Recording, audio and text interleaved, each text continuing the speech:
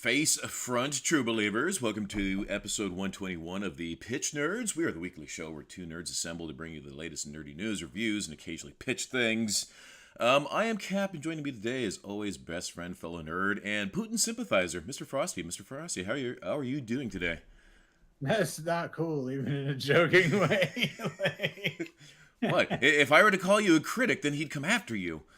Yeah, that's true. Yeah, I'm trying to save you, Frosty. Well, that's good you got my back. Anyways, I'm all right. Doing better than I was last week. I'm a little like I can't shower, and I don't like to shave without showering. yeah. Like my cleaning method is I've got these like towel things, and I have to like. It's because I've still got a tube hanging out of me. They don't want it to get wet. Yeah. So, but that comes out I think on the 21st. So. Oh, that's good. Thank God I'll be able to shower and shave and everything and like just feel like a human again. So there's a, when they put those needles into the trees so they can get the syrup, the sap. Yeah. Is that kind of what it is with you, or they just put it like they tapped you? No, the issue was around the kidney there was a little fluid, and so it was probably like a leak. So they put a stent in. This is going to be horrible, but I'll tell it. But so they put a stent in. All right, you keep talking. Keep talking. No, it's not like a needle thing or anything. But so they put a stent in, and what that does is that allows the kidney to like connect to your bladder better. And then so there was like a little bit that was leaking out. They may even have caused that. Long story, but anyway, so they put a tube in there. So that any liquid it acquires like comes out into this bag. Nice. So I've got this like tube coming out of my belly basically, and this bag that I walk around with. Get you a fresh Frosty Freeze. Here, get you a fresh bag of Frosty Freeze. And it's not much. It's like a tiny, especially now because it's like healing up. But then, and then eventually, I don't know when, but I got to have the stent out. Now this is where the horror part, mostly for me, this is my needle thing. You got needles, I've got this. But what they do to take the stent out is they put a bunch of fucking lubricant up your penis, and then a little like fucking that's a We put the things out. I concur. Yes, I hear you loud and clear. Go Detroit. I can't believe you wouldn't listen to me. Like, I was totally listening to you through hand gesture, through expressive hand gesture. No, but that wasn't. I'm not talking about needles. Like, it's fine. I'm talking about my penis. Right. Why did you say so? I tried to. Here. To get the stent out, they put lubricant up your penis, and then they put this like claw with the. Bro. Anyway, most people, my brother had that done, and most people are awake when it happens. I was like, no. You're knocking me the fuck out. So I am going completely under for it. So before we went live, we were talking about songs that suck that are stuck in our heads. Now, I work at a corporate dive bar, so our playlist is What's that called? The transition, but no, there's a word. Segue. Nice segue. Glorious segue of things that we don't want in our heads. So you were mentioning a different head, but yeah. So, completely unrelated, but we were talking before we went live about songs that are like mainstream and dumb that get stuck in our heads. Like certain songs are like engineered in laboratories to be like you're to not target wrong. your brain. That one song that did really well. Oh God, what's it called? The one, "Call Me Maybe." Yeah, remember that song? Yeah. So like scientists like studied that song, and you know how like taxpayer money. Yeah. You know how humans seek patterns, right? Even when they're not there. Like we're obsessed with patterns. Right. And like so and you can watch it no matter how irrational it is. Like I had a conversation with a friend. I'm like, dude, you're sample size is like 2. You can't determine a pattern based on 2. But anyway, so we're obsessed with that. Right. So Call Me Maybe and a lot of popular songs use these predictable patterns, and our brain, even if we don't like it, our brains love that shit. Because it's so happy that it got it right. Yeah. That's what it is. It's like you expect it, and then it's like, holy shit, that's exactly what is going to happen. Right. And then like your brain actually like dumps endorphins and shit. So that's why those songs do so well. So it reminds me of, my God, was it Matt Damon in The Martian? Where he's listening to that disco song. First I was afraid, I was petrified. And then he hates it. And then by like year 3, he's just fucking like jamming to it. He loves it. Like that's how it is with me at my corporate dive bar hell sometimes, where it just, by normal circumstances I hate this song, but my brain is just so wired just from the ambient white noise. It's like, okay, yeah, I'll fucking start bobbing my head to Enrique Iglesias. Why not? Ariana Grande. So for me, like I was saying, I just been watching this Resident Alien show, and in the first episodes they start dancing to the Nicki Minaj song, like Starships, that one, and like I hate that song, but like I've just the last like couple of days it's just on repeat up here, and I'm so annoyed. I guess the scene, it's because the rest of the scene was enjoyable. You know what I mean? Right. Even though it's got this lame song, like they're all drinking whiskey and stuff, and like they're hanging out and having, and like because he doesn't fully understand human behavior, he's like trying to get into it and dance and stuff. And like it's I don't know, they did a good job with the scene, so the music kind of worked with it. Okay. It's like Comic Sans. You're right. Here, explain to me the crapping of Comic Sans. I've never understood it. Like, because it doesn't, okay, so it's not a very attractive looking font. But everybody loves it because everybody's just... That's the thing. That's the thing. But it's not. So you're doing a piece, right? And let's say it's like for like a memorial, and you're putting all this, and you know what it should look like, right? You know, maybe like a script letter for the first letter, and then like easy to read text. And you've taken typography classes, you understand this shit, and then they come back to you and say, "Can it be in Comic Sans?"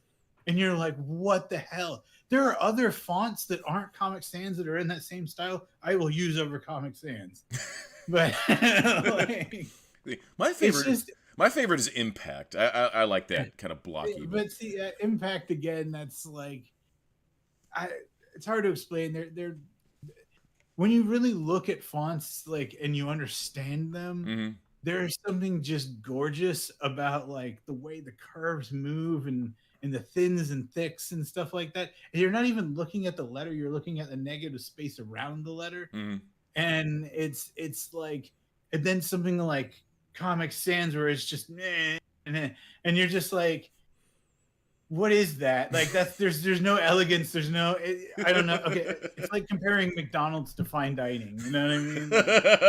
Okay. But anyway. So speaking, but no, my point was though, like Comic Sans. Well, Comic Sans is a garbage font. It can be used in the right setting, right? Like I used it because I made a comic book once, right? And that's an appropriate setting for Comic Sans. And like that's what I'm saying. So Nicki Minaj, like her song sucks, but in that scene right there with everybody jamming out, I was kind of like bobbing my head, like, yeah, you know, like even though it's this dumb, horrible song. Here, let me see if I can help you, Frosty. You know, the planet is in a jam, a diabolical plan of only one man. Zip Zoolander is easy to rejoice.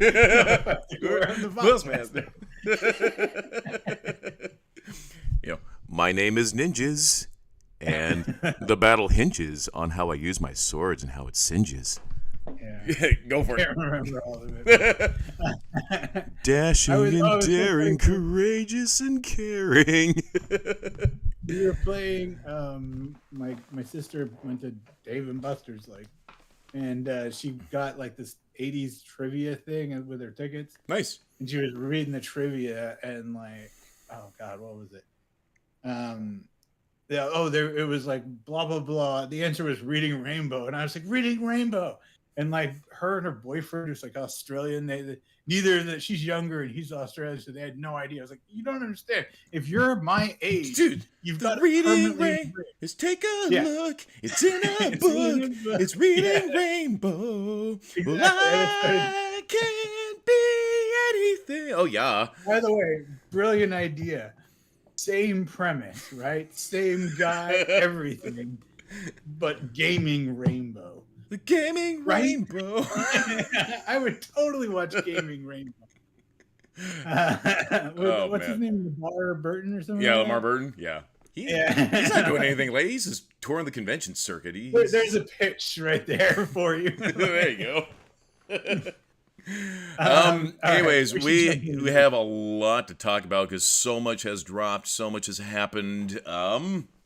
Where should we jump in? Was in the news as always. So we've been talking about this film, and I've decided like at some point we got to look it up and watch this film because it's dominating everything. Even though me and you hadn't heard of it before, but The Boy and the Heron, it won Best Animated Film at the EE BAFTAs. Oh, So it's winning all sorts of awards. interesting. Okay. It's like an anime style film, but I think it might even be a Miyazaki film. But yeah, it looks like it's in that style. I just saw the poster briefly. It's like this kid with like the sword, and there's like a fucking heron behind him. Yeah, like, yeah. the same size as he is. Herons are huge. I remember one Yeah, time, herons are like, big. Yeah, having just come from a zoo, Yeah. birds are big.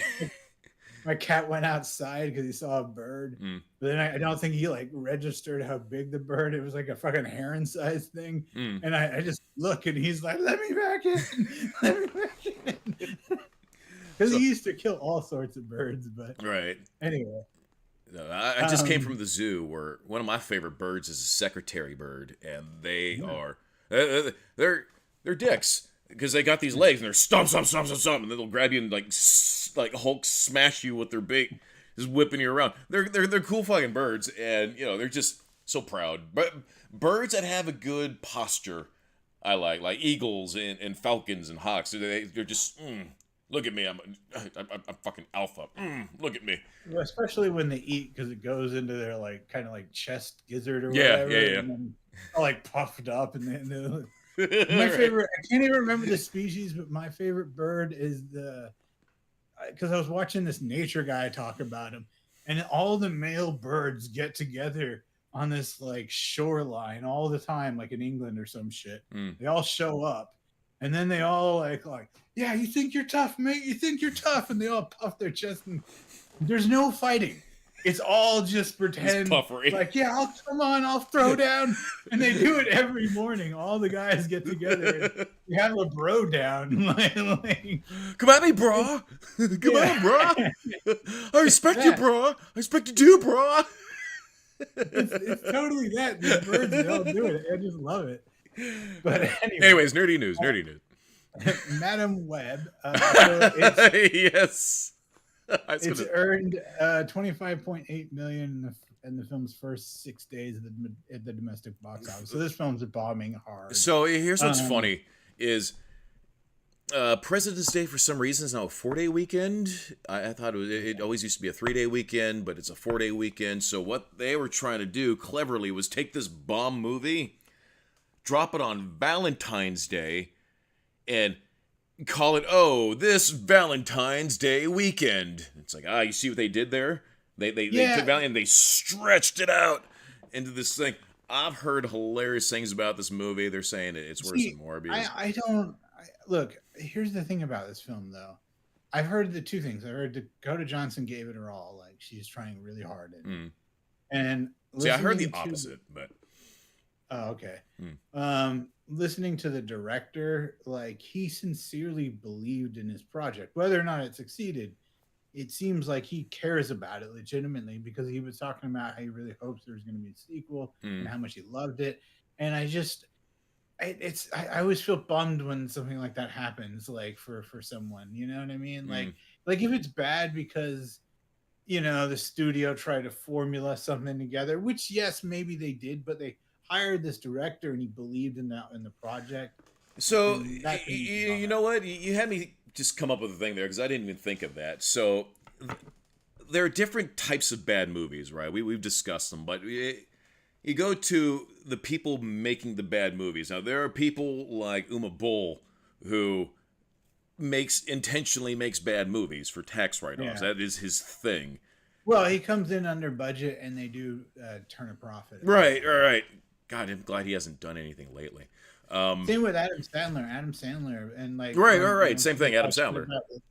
When people talk shit about his movies, he's like, I get to go on vacation around the world with my best friends, and that's my life. Right. And like, so how do you argue with that? You're like, yeah, you won.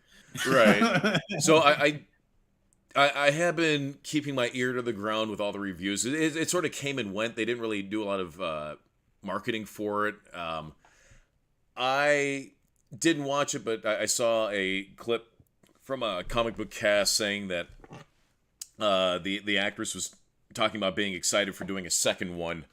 But, that sort of corroborates what you said. But who knows if we're getting a second one?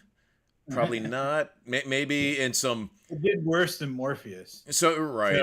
So here's what I think is going to happen, because Sony is contractually... they have to maintain this copyright, have to keep producing Spider-Man movies. And they're just sort of going through the rogues right now, all the others. So, at what point do they realize, maybe these direct non-Spider-Man movies aren't making money? Venom, I'd say, was the best that we've had so far. That is the first. I would have hated Venom. Venom is rated R because I would have hated it though. However, I was with my girlfriend at the time, and she was loving it. Okay. And because I was able to see it through her lens, I was able to enjoy the film.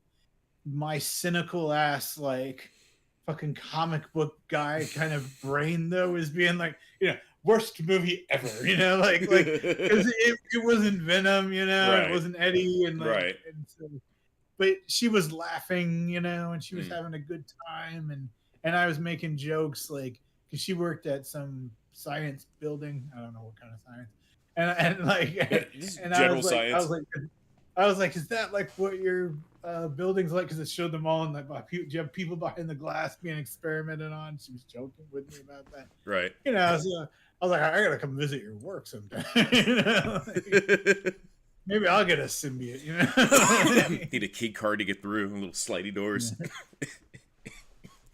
But yeah, but I agree. I don't know. I don't hate this film. I don't make decisions on films until I personally see them. Right.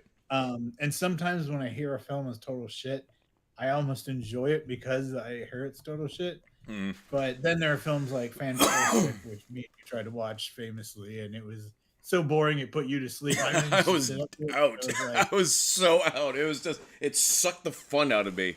It wasn't even bad in like a fun way. It was just boring. It was just awful. But see, that was a movie where the director had his vision for the movie, but the studio was like, no, keep doing all this, studio interference. So, I mean, that's just a different type of, or another example of different types of bad movies. This seems like a movie where when we hang out, let's have a gummy and just wait for it to peak, and then we just turn this thing on and just turn our brains off and just... Now, I heard it's one big Pepsi ad. That's like the biggest critique I've heard from people, is that it sort of slaps you, like Michael Bay style, slaps you upside the head with marketing. Check this out. You're thirsty for a Pepsi. So much so that the main villain is taken out. Sponsored by Pepto-Bismol. No, we are sponsored by the Hydrox Corporation. I don't know if we can say that, so we're not. No, we're not. Go ahead. But anyways, what was I saying? So yeah, I don't know. I'm not particularly interested. I watched the Marvels before I watch this. I want to do a review on Marvels. You did see the Marvels. Yeah. Anyway, so CW Brad Schwartz says the decision to end Superman and Lois was by Warner Brothers to not have the series conflict with Superman Legacy. They don't want a competing Superman product in the marketplace. Direct quote. I kind of think that's dumb. Someone brought it up on Twitter, like, we're having 2 Batman movies. Why can't we have a Superman show and Superman Legacy? And it is because we'll be confused, Frosty. Which one's canonical? Which one do I invest more in emotionally? But we have 2 Batman movies though. Like, remember? Okay. Remember when we had 2 Sonic the Hedgehogs, and one was fantastic, and the other one was absolute garbage? Yeah. Like, we've learned from that. Let's hope that we've learned from that. But my point is, the same studio, right, is fine with 2 Batmans, right, but they're not fine with a Superman movie and a Superman TV show. Yeah, that's weird. That is kind of weird. They only want one Messiah. I'm personally excited about the fact that there's 2 Batmans because I liked the Batman a lot. I'm interested to see that, but I also want to see more of the kind of mystical, like fantastical world of Batman. You know what I mean? Right. Like, so I like the fact that we're getting both. One's Star Trek and one's Star Wars. You know? Right. At least that's how I see it. Ian Owsley says so. Oh yeah, so this was, I don't know if you heard about this. Ian Owsley says Ahsoka definitely still gets humbled in ways and learns that women can be powerful in the live action Avatar Last Bender series. We can't fit every single arc of every single thing from the animated show, but the essence of him is still there. Did you hear about this controversy? No. So what is this? So this is the Avatar: The Last Airbender. Yeah. There's going to be a live action series, right? Did you watch Avatar? So it came out sort of past my era of it came out past my era, but I heard so many good things. But so I've heard nothing bad about this show. I've seen it in pieces here and there, but I've never sat down and committed to it. You could watch it now and you would be entertained. Like, that's what I'm saying. It's that good. But anyway, and it's memorable, like everything changed the day the Fire Nation attacked. Yeah. Lines like that, they just forever in your brain. Like, right. So, but anyway, so they announced that the character Sokka in the show, Sokka was this kind of, he had very antiquated views about women and stuff and their roles and stuff. And then he learns that his character arc is he overcomes that and he learns, he sees that they're people and he learns to respect them and everything. There's no relevance in any of that today, is there? Well, so what they did though, when they were talking about the live action show, is they said, we've decided to get rid of all that because we saw him as kind of a womanizer and blah, blah, blah. So we're making a lighter version of the character. And that pissed everybody off because they're like, hang on a second. That was his whole arc. Right. Like, and so they were like, did they even watch it? And so this is them coming out saying it's still there, but they're saying like the essence of him. Okay. So this is he's not placating those fans, I think, or attempting to. Okay. I don't know. So it's an interesting debate because, like, I feel like most of the time Twitter, not to call anybody out, but like, it's like, I'm mad that there's a She-Hulk show, but this is like, no, he overcame and learned to respect women, and it's like, like, right. I don't know.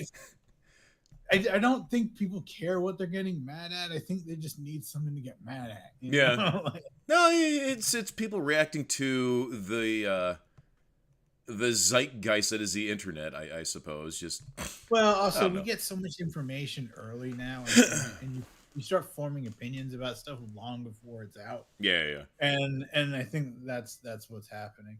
But anyway, are you gonna watch the live action series? Yeah, I'll watch it. It's again, I've never had any issues with Avatar. I know it's a good show. It's just the newer one, Avatar: The Next Generation, or whatever the fuck it's called. I heard that one's meh. Yeah, I watched it and I got bored. But the first one was excellent. Okay, so this is interesting. 28 later is not available streaming video on demand, and the Blu-ray is currently out of print, so you can't watch that film unless you own it anywhere. It's weird how that happens with movies nowadays. Yeah, blame the Weinstein Corporation. I own my copy of Dogma on VHS, and that's mine now. And you know what? That's something that fellow nerd Dan and I talk about every once in a while. Is when things become digitized, you don't own it, and whoever is owns it controls the substance, if that makes any sense. So I cannot go onto Disney Plus and watch OG Star Wars. It doesn't exist. No, but there's a flip to that. Like in video games, like something comes out and you're playing it, and then they work on it, and then they add content, and it gets better. And like if you enjoy a game, games have much longer shelf lives than but the flip of that as well is like sometimes you don't get the whole game, and like you have Right. to pay more, and Right. there's good and bads to it all. Everything is all in how it's applied, but like Yeah. so. Dogma is not on streaming because of issues with the Weinstein Corporation. So I just bought it on VHS. I have a VHS player downstairs. It thrust its way up to one of my favorite movies. I fucking love it. It's so good.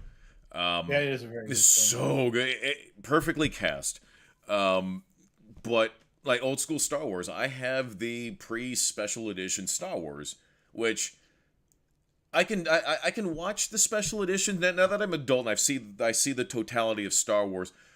I don't care so much about the special editions now as I did in when I was younger. Because when I was younger, it was like, oh, cool, check it out. All this is expanded. But there's certain things that bothered me then still bother me now, and I can't get over. Like Han Solo stepping on Jabba's tail, it just seems stupid. Or the Great Oceanic Fur. It's ugh. Yeah, like just changes that completely change everything in. But even down like to like you're watching Jabba's palace, and then the singing. Yeah, it was cool before, like you had the blue guy. And now it's like these like CGI like right. And really goofy stuff happens, and you feel like all of a sudden you're watching a cartoon. Yeah, it just. But see, that's George Lucas, though, because George Lucas is that silly willy kind of guy, and he was sort of given the reins to his own thing, and he just couldn't stop, and it became silly, and it just, I don't know. Anyways, what else we got? 28 days later, what's his name? Cillian Murphy, the main character in 28 Days Later, teases that he may return to star in 28 Years Later. I can't give much more at this point, but I've always said I would love to be involved because that movie changed everything for me. Nice. So, I mean, you were like, hell yeah. I was on the fence about 28 Years Later until after we talked. So, and what do you think of the actor returning? Because he wasn't in the second one. No, he wasn't in the second one, which is weird. But, I mean, bring it back. Shit. How do you expand on that? I mean, we are in the post-Walking Dead world. How do you expand on zombie apocalypse with 28 days later or 28 years later? What do you bring new to the table, I guess? Yeah, that's a good point. Because, I mean, we've seen it. Okay, we're going to... Okay, the biggest... We have, but it always feels like, I don't know, the best zombie films also aren't that, like, they don't give you exactly what you want. You know what I mean? The zombie genre is like it's like an itch I can't scratch. Like I really want to, and like I really, but it's like it was never just quite right. You know what? Let's do zombie pitch for our next pitches. Let's do a zombie movie. I'm already working on the current one, but we could do it after the current one. All right. But yeah, like that does sound like an interesting one. I think a good zombie movie would be refreshing. For me, is a refreshing zombie movie is have it focus on one character, just simple premise: escape the city, no explanation. So almost like a Cloverfield. Just do a Cloverfield. Yeah. Look, I will say, like, it was written by Gunn and rewritten by two other guys, and blah blah blah. Zack Snyder directed it, but the 28, not 28. What was it? Night of the Living Dead. So good. Yeah, that was good. Yeah, I enjoyed that one quite a bit. The one thing that threw me off, I mean, it was a cool premise, though. Like the location, the idea is cool. Well, it was a remake, you know. Yeah. But the one thing that threw me off, though, Snyder and his damn Chekhov's guns, or unfired Chekhov's guns, I should say. You see the one dude fall into the pool with the zombie or whatever, and he cuts himself, and you see the blood come out. And it's like, you think, oh, he's in there with an open wound, and the zombie, he's going to get the virus. Never happens. And they even zoom in on it to show you it's like important. Like, and that's what makes it unfair. he just loves that, especially in zombie stuff. It's so annoying. Yeah. Just Anyway. trolling the audience. Yeah. Nicolas Cage is in talks to return. Yeah. Spider-Man Noir. Live action Spider-Man Noir. Yes, heard about this. So excited. Set in 1930 something. Oh my. Yes. Give me all of it. Okay. I don't know how I feel, but I mean, dude, come on. I enjoyed Nicolas Cage in that Five Nights at Freddy's. Not really. Right, he's right. He's great.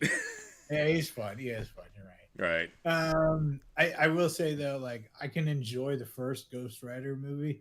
The second one was just complete shit. Just little doses of Nicolas Cage. Just little zest. It was just like the first one was like not a great film, but it was an enjoyable film. Right. The second one, it was a different director, different writer, like, you know, so I don't think it was necessarily his fault, but I think it just was not the same film. And like the cheese wasn't there, and it wasn't, you know, it wasn't campy enough.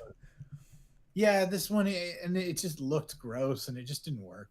But anyway, speaking of, this is another interesting kind of man-woman thing. I don't know why we're on this today, but the writer's room for the Silk series has been scrapped. Yes. Except for the showrunner, Angela Kang. The show will have a creative overhaul and refocus to a more male-skewing audience. So, heard about this. Okay. It's a weird, like, thing to do, because, like, we're in this world where it's like we're supposed to, like, generalize everything. But I don't think they do. And I think, like, because what people fail to realize is they are built for profit. And so what they're doing is they're going, well, what is popular now? And they're trying to, like, do that. And I think, like, they've probably realized... I don't think they're reading the room well, clearly. Yeah, but I think, like, I think their recent fucking data polls probably came in, and the people that are the audiences that are mostly watching this is this age, this demographic, you know what I mean? Yeah. They're doing, like, do you remember when we worked at a place together back in the day? Yes. And they had this thing, and they told us who our shopper was. Yes. And it was a female who was this age, and you know, and that was because I think at the time, even in the professional industry, like most of the buyers were women, and so we were aiming towards that demographic. And I see this as just the same thing, right? You know, but again, it's they even named our shopper. They gave her a name, Jill. It wasn't Jill, but it was. That was. I think, I'll say who it is, but the name was Eve. Oh, that's right. Oh, okay. So yeah. So when I worked at a large electronics store, we had our versions of this. This is before we met. So this particular retailer was same thing. Okay, here's your. It was Jill. And we would be Buzz, so we are a Buzz character. I forget the male character, but they were shopper. I don't think they do this anymore because it was just. I can explain why it was stupid, but there were specialized employees that were there, associates who were trained with how to deal with Jill customers. Jill customers know how to use these specific words and phrases to get the Jill customer to be relaxed and, oh, hey, I see you have brought the kids. How you doing there? Sport, you just come from soccer. So just, now see, I'm a sales brain. I can talk to people and still do all that bull crap. But see, they didn't know the product. They only knew how to talk to as the Jill. They didn't know how to actually sell. I could do all those things, and I would get in trouble because I wouldn't pass off the customer. Because we were supposed to pass them off. Once they were identified, we have to pass them off, and there's like a little checklist thing that we had to do. It was asinine. I hate all that. It is. But anyways, I see what you mean, and this is sort of what I've been saying all along, is that they're crapping out this content that seems to be only focusing on this really niche thing that is so dumb and so arbitrary. I don't mind like it's just like I Just hate it when it's like okay, like Heavy Lando Metal Magazine. Calrissian doesn't need to be attracted to a fucking robot named L337. That's stupid. It doesn't add anything to the character. It's dumb. And these are the same facts and charts that they're looking at. Like, oh, we got to make sure Lando identifies as a this. The point I was making. That's where I'm going. I was talking about Heavy Metal Magazine. Heavy Metal Magazine has a very niche audience. Right. It was mostly for artsy people that kind of like that, like extreme sci-fi fantasy style, like Simon Bisley and my favorite artist, Louis Royo. People are into that, that often use the female form because it's in the work. But it was real art, and it was just it's raw, it was cool, and it was visceral, and it was just this awesome thing. I remember the first time I saw a Heavy Metal Magazine. It blew my mind. Like, it's like, oh my God, what is it? I didn't know what to make of it. Well, right. But, so it was this awesome thing, but it was very niche. Right. That's what I'm saying. I don't mind niche, but I hated what happened is someone else bought Heavy Metal, and then they changed everything about it. And I got a subscription when I was like at a good job. I was like, wait, I'm an adult now with a good paying job. I'm just going to get a subscription. And every month the new issue kept coming out, and I was like, this is not the magazine I remember. This is not the magazine I remember. And then they were basically saying, like, if you were into that old magazine, you're not our audience anymore. Go away. You're right. It's just like, oh, like, fuck you. Right. Right. Like, so I've been hearing whispers of certain companies doing that, where it's like, if you don't like this content that we are giving you, too bad. This is what you're getting. This is how it's going to be forever and ever and ever. Take it. And I don't. It's a weird thing. I get it on one hand, but at the other hand, I do think the best art is art that's created from the heart. But then again, it's not always that good because, like, when sometimes, like, imagine had Lucas not had complete control over the prequels, and they reined it in a little bit more and worked with him, like, and he worked with them. Oftentimes, you can get a better product. So. I don't know. I think it's one of those things where there is no one solid answer for everything. See, that's how I want to be with Quantum. Once I get there, I want to have like you. It's like, hey, Frosty, help me with this. This makes sense. Like, that just makes sense. I've tried to like offer my opinion. I still think your best thing would be to apply it to the D20 system, and then you can actually publish within, like, I forget the rule, but D&D, like, and they're going to work on this with D&D 1. You can actually publish your setting with them, and then so it works with them, and you're allowed to, because you can use their system. It's got an open copyright or something like that, so that you can use it. And and it would be a good way. You would still retain the rights to Quantum, I'm pretty sure. I mean, I would double check all the legal stuff, of course. And even if you didn't want to do that, there are other systems that you can use which are totally free. You're right. So I actually, I have started talking. I started talking to a couple programmers. It's funny being a bartender. Everybody drinks, so whenever I need something, I just sort of tune my radar to the universe, and boom, all of a sudden there's programmers at my bar. It's weird how that works. One of the guys, just the quietest dude. He doesn't talk a lot, and he's just. You'll say hi to him. He doesn't really respond much. He doesn't engage, but he's a great tipper.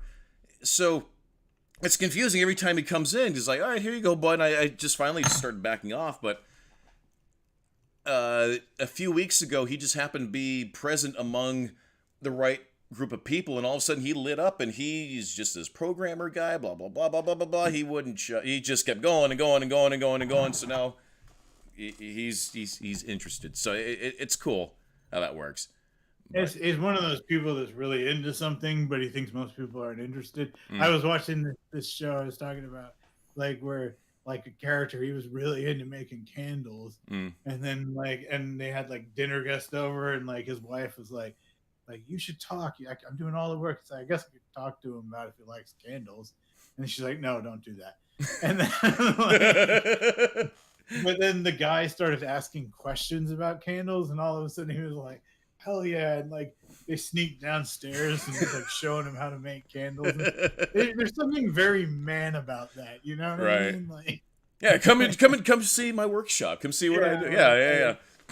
it happens because I've gotten recently into carpet cleaning, and I'm like, yeah, so I got this fucking machine, and Yeah. you know, and I custom made You that were driver. showing me carpet cleaning pants a few weeks ago. But see, that's cool. That's super cool. Yeah. Anyway. Anyway. Yeah, we were.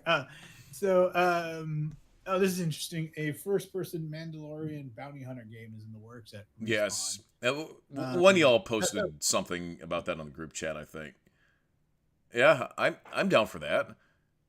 It's not the was it the 1313 that I was yearning for all those years ago, but I mean, I'll take it.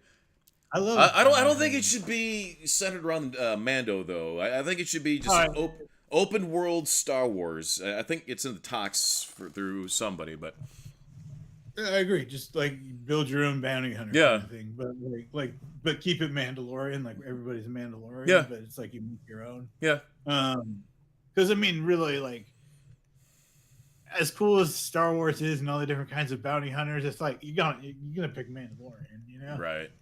That's like the Batman of DC, you know, like DC, right. like so like you go for like when I think we were all playing that that DC game, and you could choose a mentor, Batman, Superman, or Wonder Woman, and both me and you were just like Batman. Like, why would you choose any of the others? Right. And then our friend was like I chose Superman, and I was like, what the hell? There's Batman right there. Like go Batman.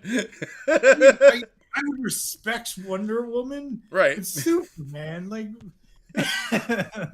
but see, in their mind, they just see they're the kind of person that just sees who's the most powerful. The power, right? Yeah, and I mean, I guess that's a different mindset.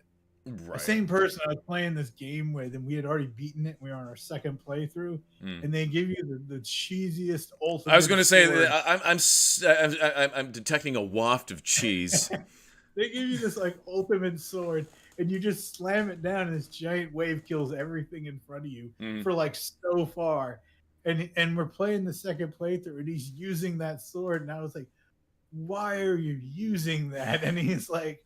It's like, well, we talked about when we played through, and this is the weapon I want to use. I decided it and called it. And I was just like, but it's so overpowered. It's just like, it's what it really is. It's a farming tool. It's so you can go to you just you just the weed. kill all the enemies, and then you absorb all their like points, and then you can spend it in the game to upgrade your character. Yeah. That's all that weapon's meant to be. So after you've beaten the game, you can get more powerful easy. Because the second playthrough is even harder. But like if you use it for the playthrough, it's like really like it's not good at killing bosses, but everything else it just obliterates. Nice. Anyway, you smell that Gouda. Galactus is reportedly the main villain in Fantastic Four, with Javier Bardem named as the top choice for the role. Marvel are currently searching for an actor to play Silver Surfer. What are your thoughts? I think they're kind of. So, did you want to jump into that? Because they did announce the rest of the Fantastic Four cast. I mean, like, I don't really have any opinions on the cast. I've seen people talk about it, but it's just like. Look, I said this talking to Super Killers. We were discussing this because he didn't like the cast, and I was like, or he was saying that Pedro Pascal is a good actor, but he doesn't come off as smart. And I was just like, and he's just already decided. But here's the thing, I'm pointing this out. Like, I don't decide if someone's good or bad in a role until I actually see them in the role, because like Michael Keaton as Batman. Michael Keaton would be great. I think he might be too old though. No. As Michael Keaton as Batman in the 1980 whatever film. When I heard that, I was like, that's weird, you know. Like, and then I watched it, and to this day, he's my favorite Batman. And that's the thing. Like, he's a cooler Batman. He doesn't need a but I'm completely wrong in my opinion on him as that character, and that's happened so many times. Oh yeah, Heath Ledger, Joker. Yeah. I've decided like I'm not gonna pass judgment until I see them do it, because that's kind of like someone working on a painting, and you're like see like where they start, and you're like, wow, that's a pile of shit, but you don't know. Well, Like, I think Pedro Pascal looks white enough to pass the diversity I don't checklist care about that. box. Right, but that's what it is. That's what it is. That's the facts and charts. We need to break it up with somebody who looks white enough but isn't white but can play white. It's. I don't want to go there, dude. I know. I know. I hate it too. I think Adam Driver would have been better. Okay. I think personally, even though he looks like a ghoul, he he's not a good looking dude. He looks like a monster. I don't think so. I think he looks very handsome. Like, I don't know. Maybe under certain mood lighting conditions. yeah, But anyways, I heard for the casting of Silver Surfer, they're looking at casting a female. Is what the rumor is. That was a while back. I don't even know if it was official, but Right. I mean, that's why I did the air quotes. That's what the rumor was. yeah. They were Also, saying the Herald was going to be female, and then people were like, "Blah blah blah blah blah," but then like everyone pointed out, like the actual nerds were like, "Well, what about Frankie?" You know, and like, "What about this person?" Like he's had female. what about Herald. Aunt May? It could be Aunt May. She was a Herald of Galactus. Yeah, you don't remember that? No. Yeah. No. Anyways, Yeah. But anyway, I again, I'm not gonna pass judgment even on a film until I see it. Like, I guess like even then, like I remember like what's it, Real Steel. I saw that trailer and I was like, this is the dumbest shit I have ever seen.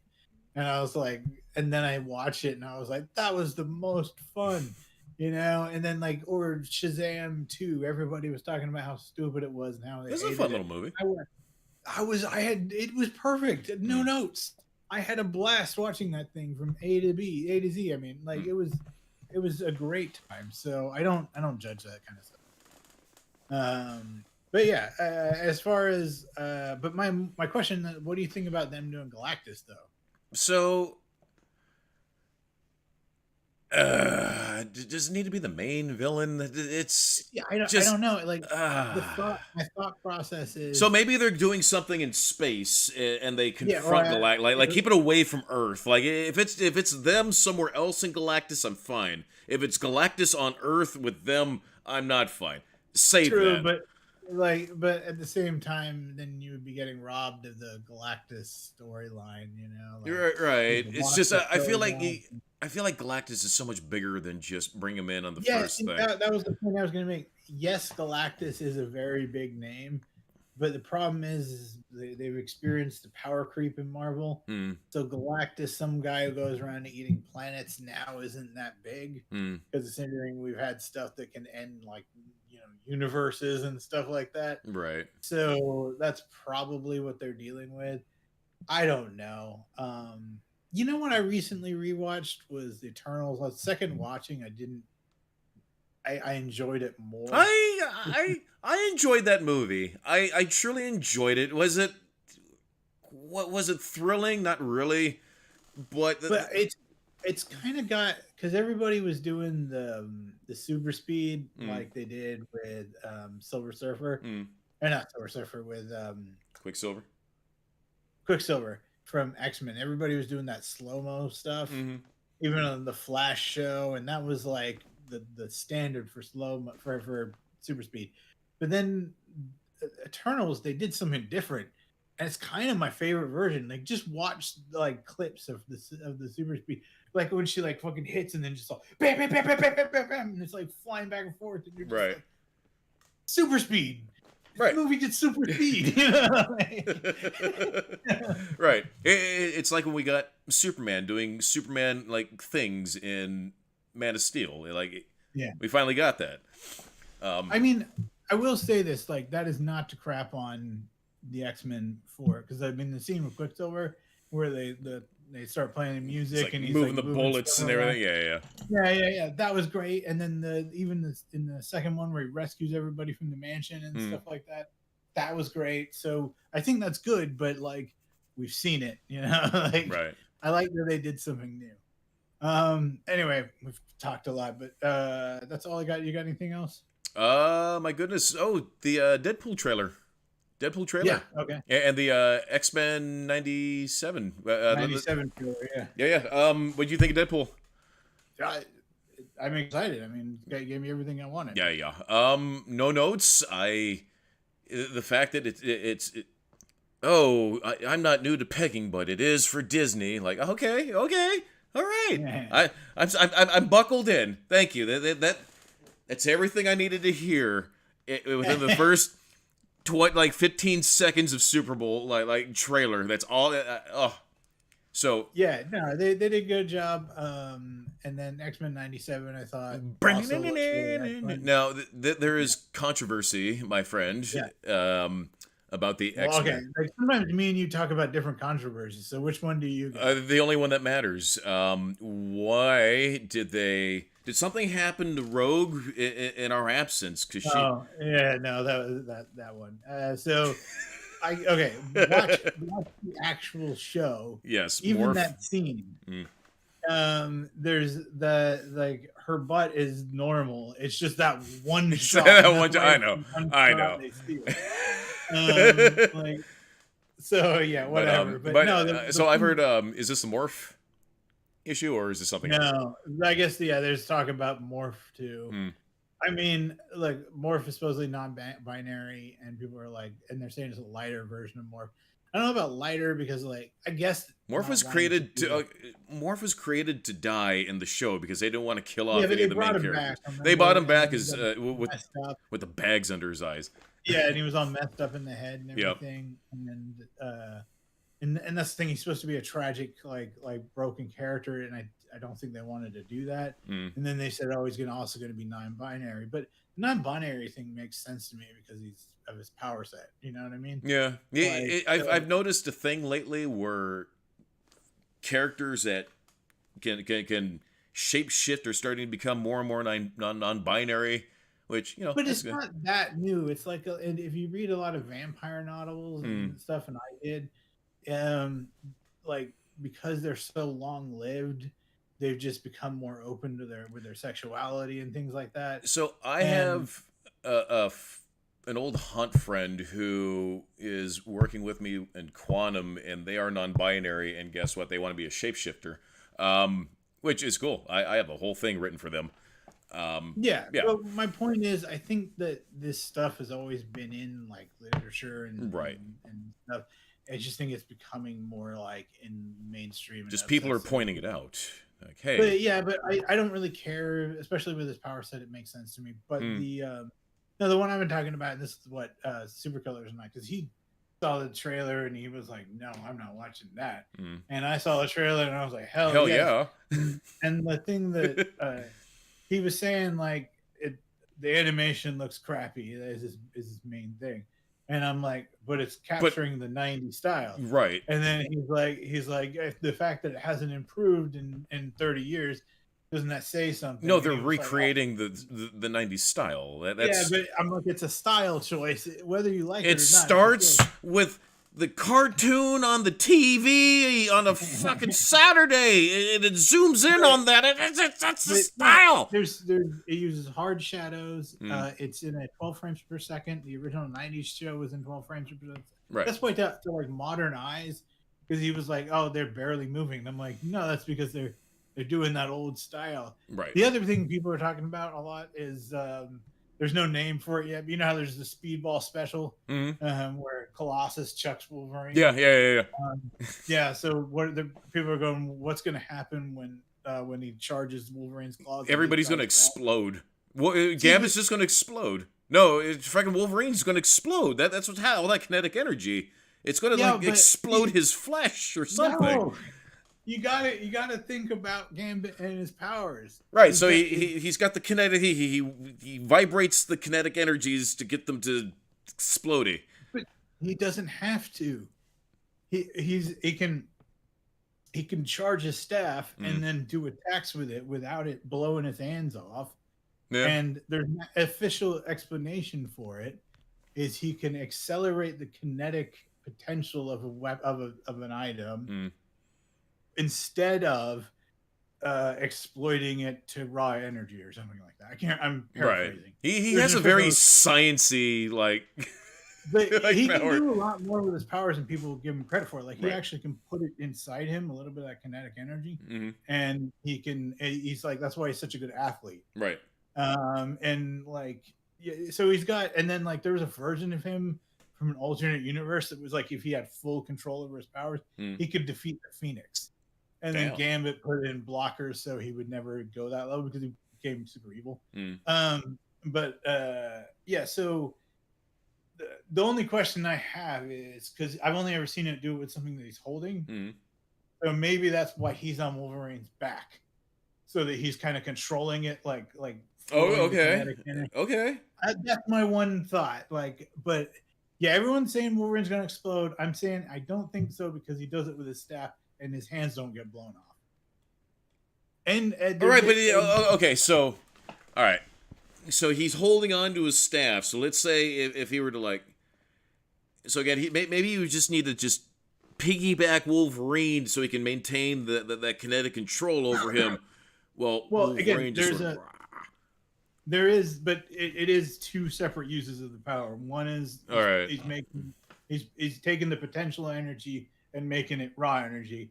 The other one, he's accelerating the kinetic energy. And so, like, that's the official explanation. I don't know how much sense that makes, but there you go.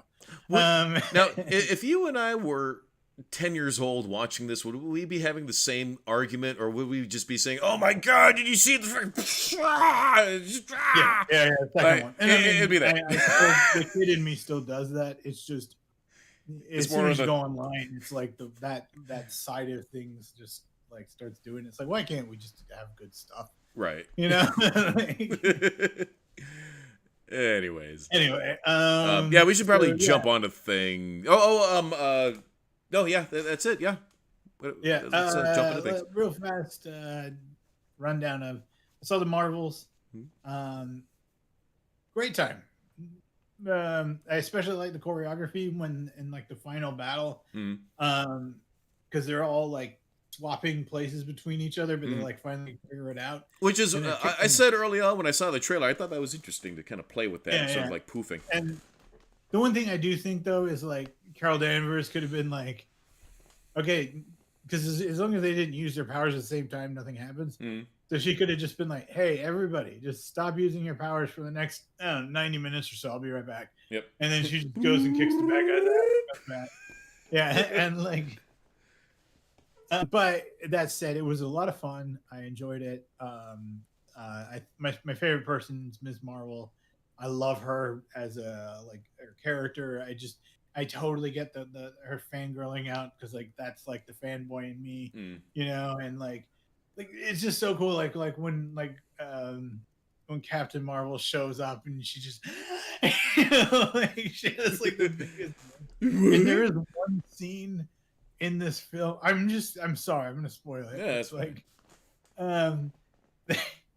like it's funny. Nick Fury very different than he was in Secret Wars. He's just walking around cracking jokes, being you know, and like, but so they need to get everybody from the orbital ship down to Earth safely, and the Flurkins has kittens, and then like, so the plan was to get the Flurkins to eat the crew, and like, because it's easier to transport like a bunch of kittens than it is people. Okay. In the last pod, so there's this scene with like this weird music, and like everybody's like no, and then like, and the Flurkins like these kittens, and like and like the and so everybody's screaming and running for their lives, and so like that, it's so funny. And then the announcement's like, do not run from the Flurkins, let them consume you, this is the plan. Like, it's so good.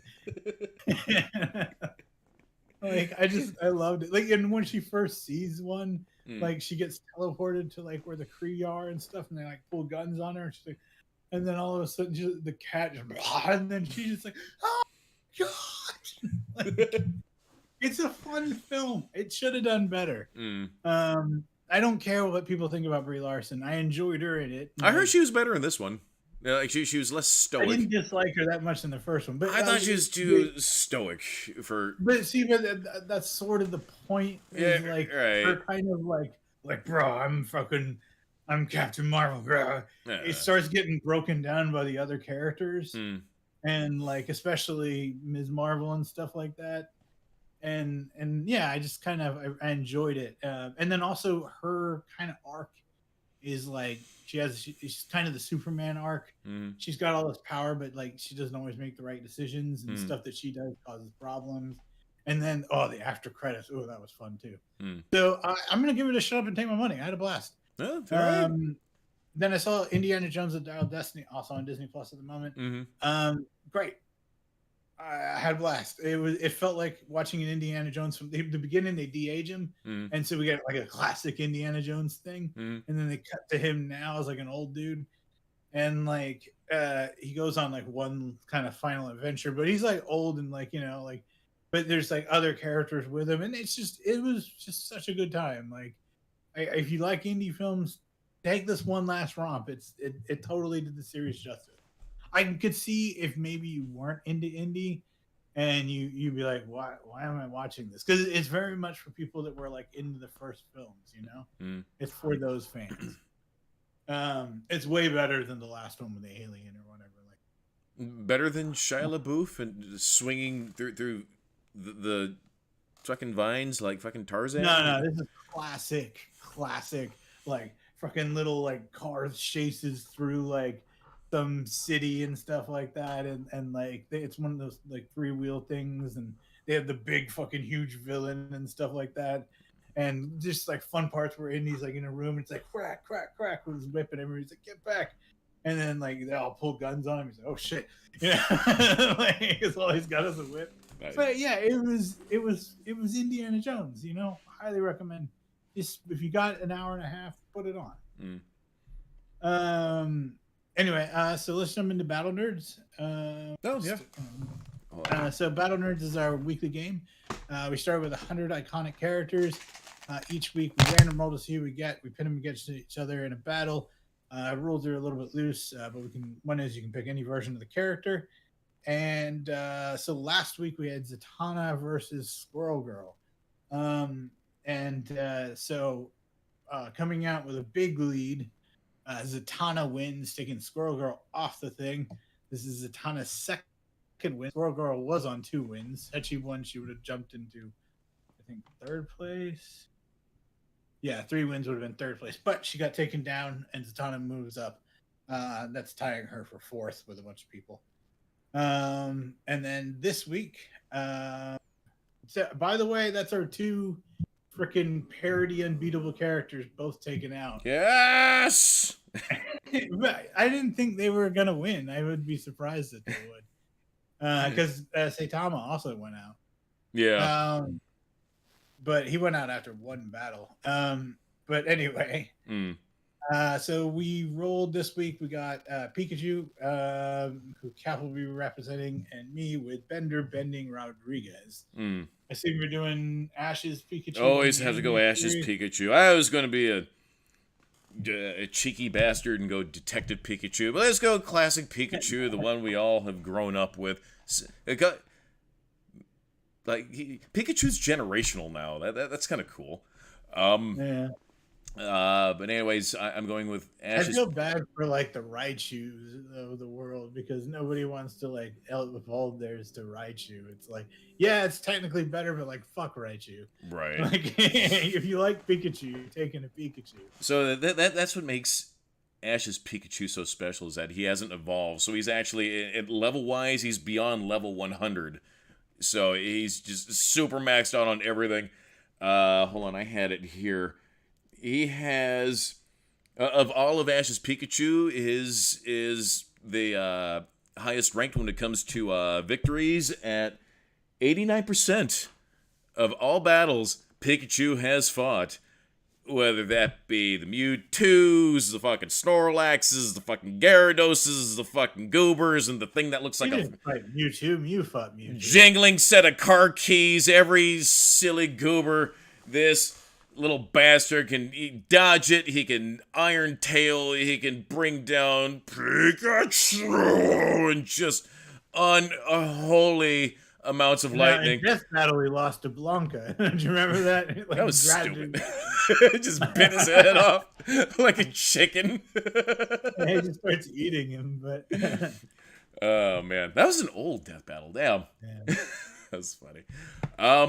Anyway, so you're going with just Bender bending Rodriguez? As far as I know, there's only one version of Bender. Yeah. Bender bending Rodriguez. I mean, he's got superhuman strength. The big question is, how does Bender do against lightning? Right. And there's multiple things of it in the show.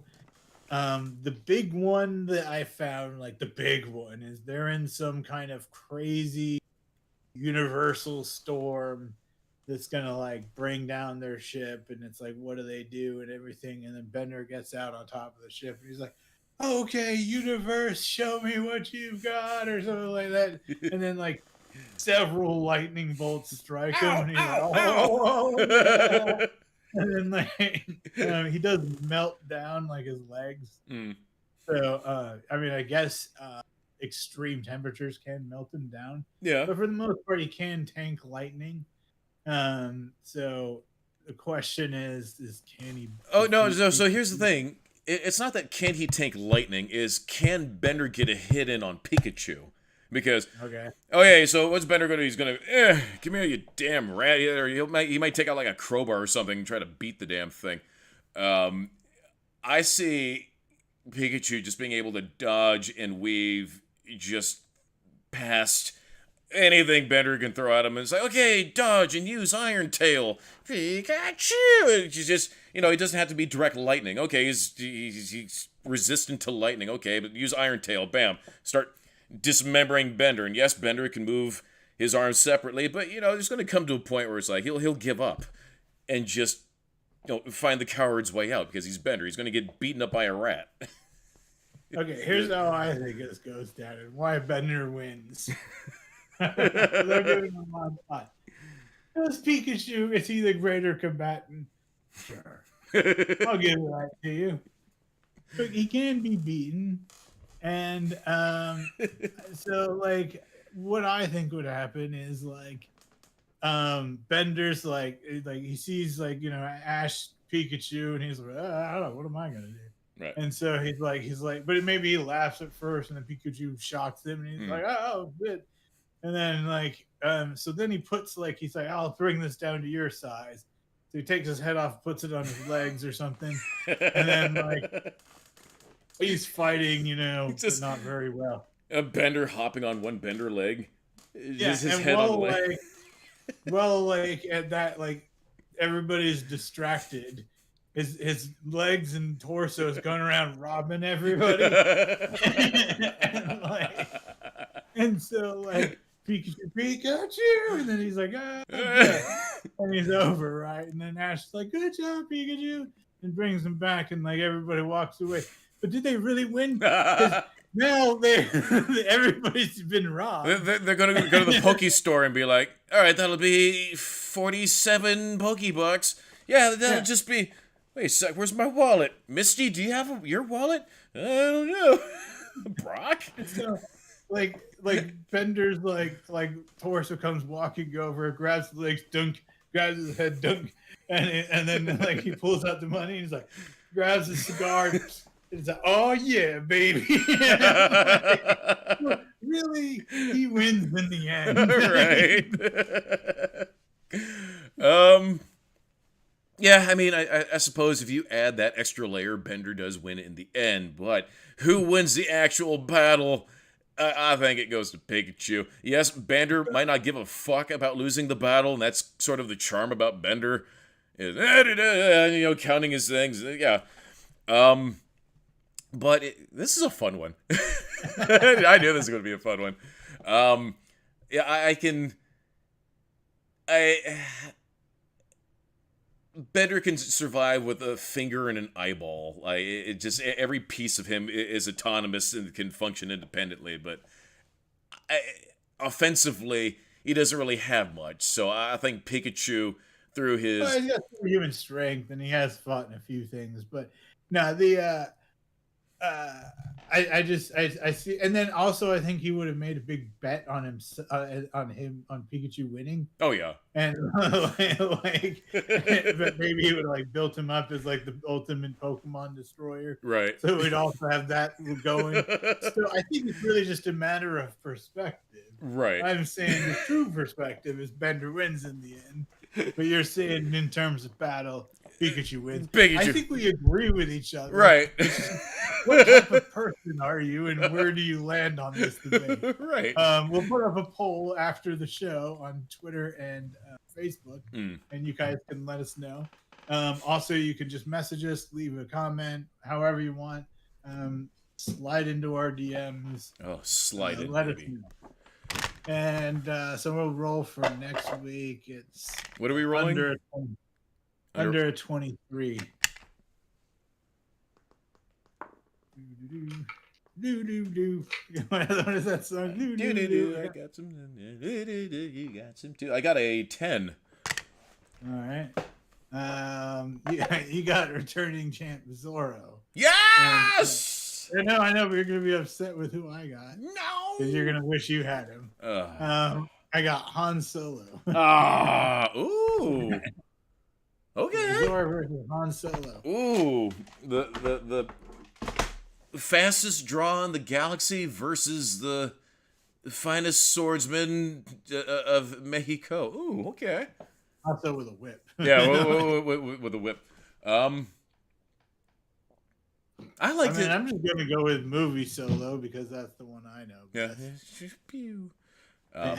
Exactly. That's how I'd fight it. Like, it's Han Solo, man. Just who the fuck are you? You threatening me? Oh, you're going to take me in? Bam! You're dead. Goes into the future and learns how to become a Jedi. Ding! Anyway, I guess the past, huh? Yeah.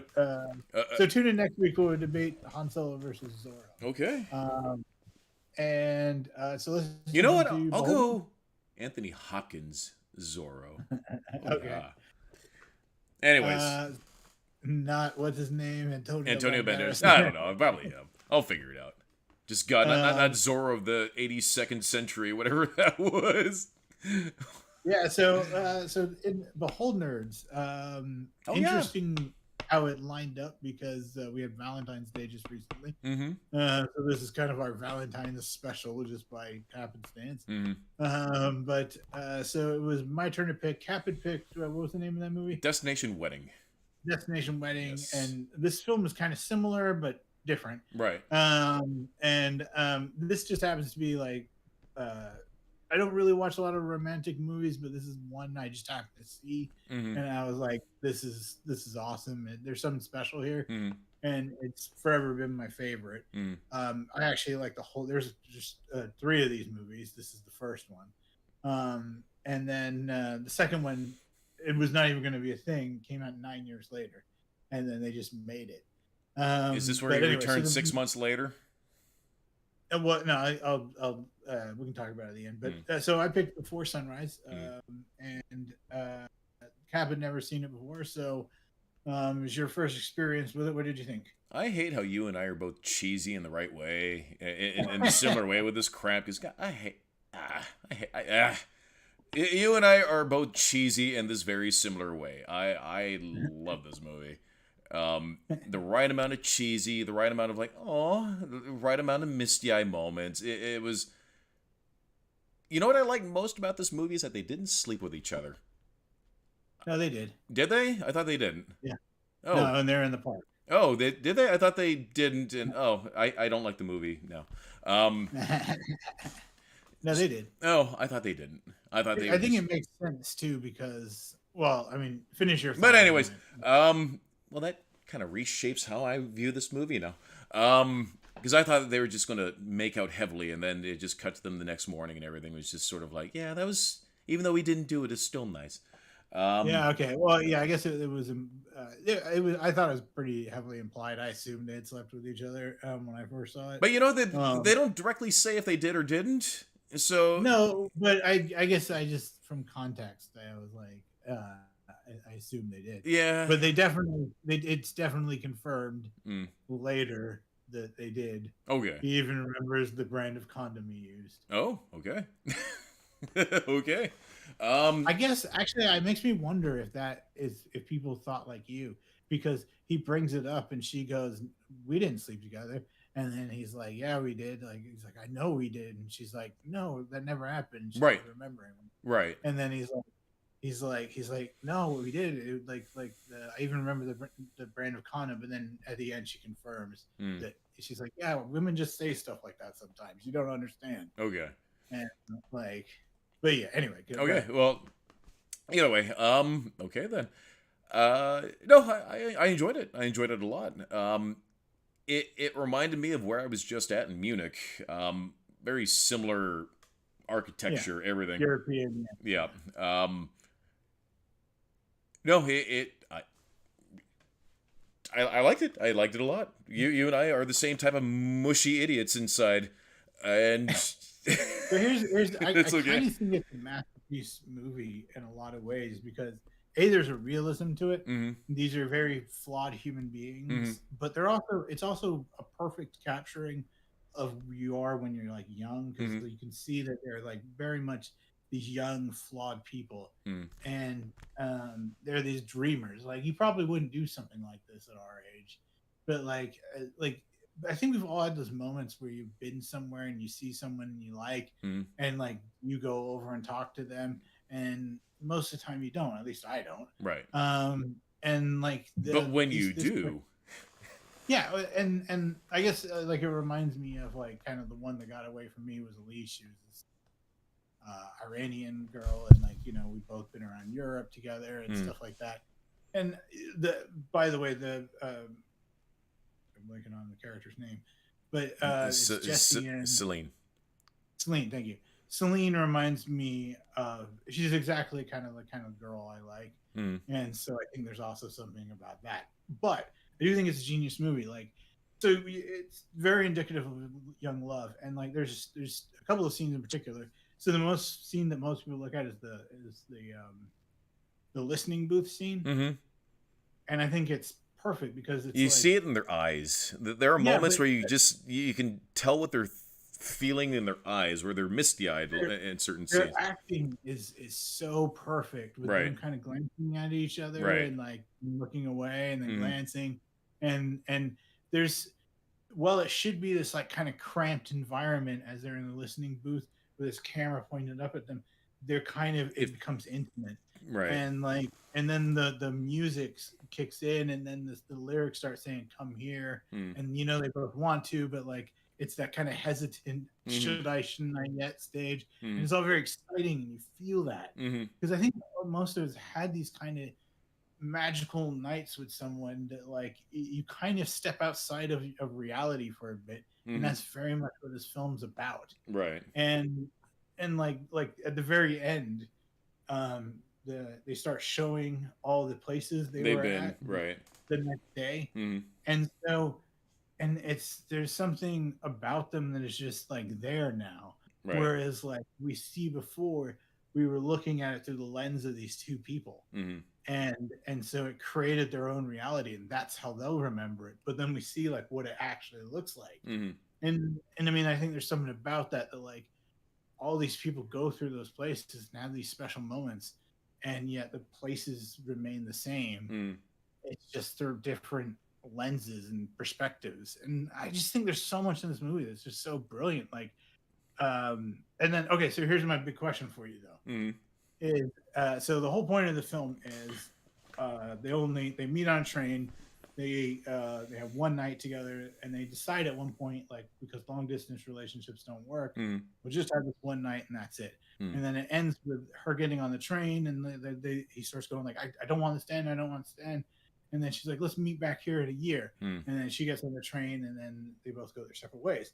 So what do you think? Do you think they met back there in a year, or do you think they didn't? So I think it was 6 months is what they Six they months. Right. eventually agreed to. I think it was. I think it went from 5 to 1 to 6, 5 years, 1 year, 6 months. Yeah, Something. But you either get way, the point. so okay, there's my two answers. There's the real answer, which is probably not, because the sequel was made years later and they've aged up, so they're going to have to figure out a way to do a thing. So they're probably going to, well, let's see. Well, it could be a different. They do. It could just be a different point in their life, and they were discussing that night. But Okay, I'm not going to tell you what the sequel is, but I'm just all saying right. it's not necessarily that. Okay. So I poetically, I think it should just be the one and done. Poetically, but there's of course the squishy beta weenie inside of me that's like, no, go back there in 6 months, uproot, my friend, go chase your passion, your true love, my friend, go get her. Like that exists in me too. Well, I think there's the dreamer or Right. there's the realist, Right. and it's just which person are you. Right.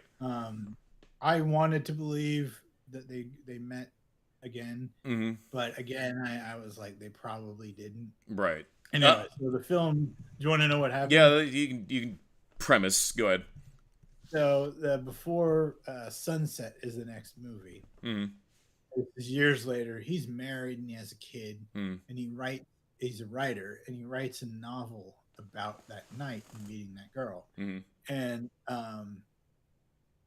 he's at a little tiny bookshop in, I think, Paris or something like that. Mm. And he's reading it, and then she shows up.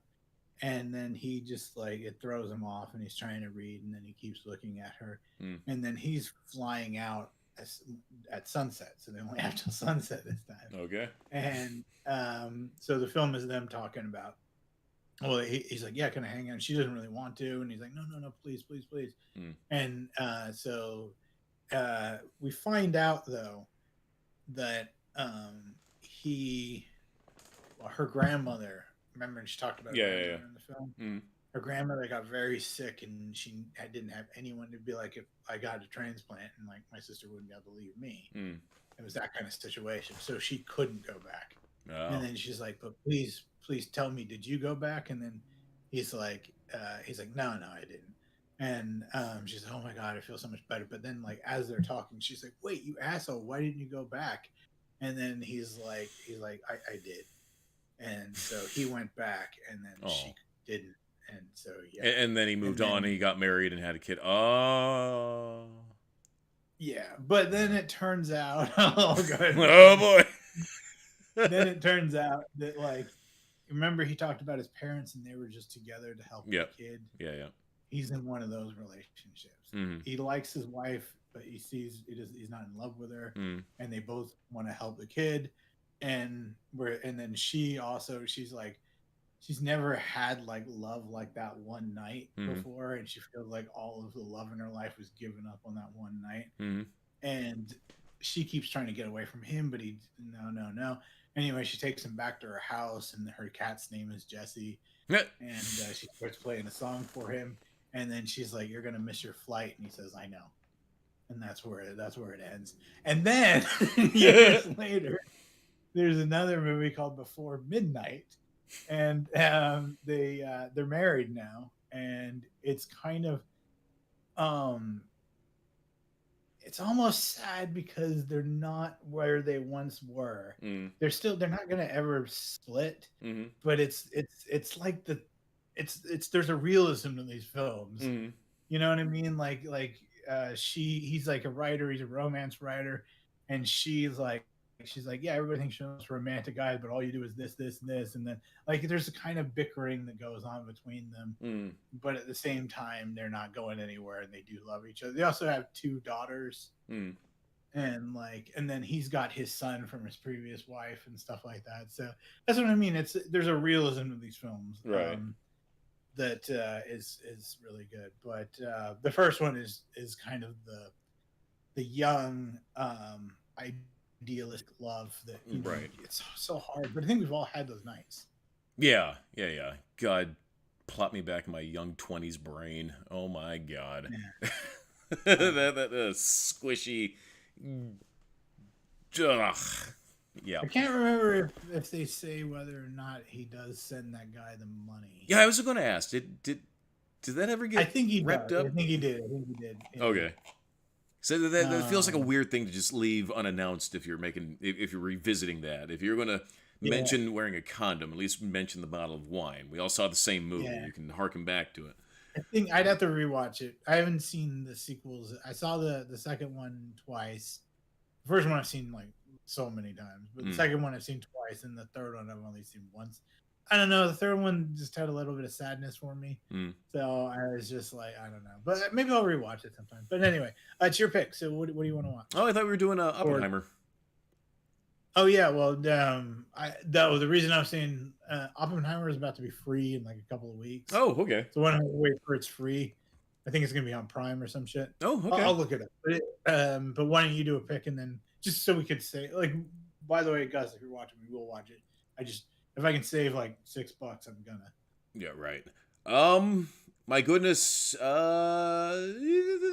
know what? So, this will tie into one of the things I kind of wanted to. I will say this: we could, because we were gonna revisit it. We could watch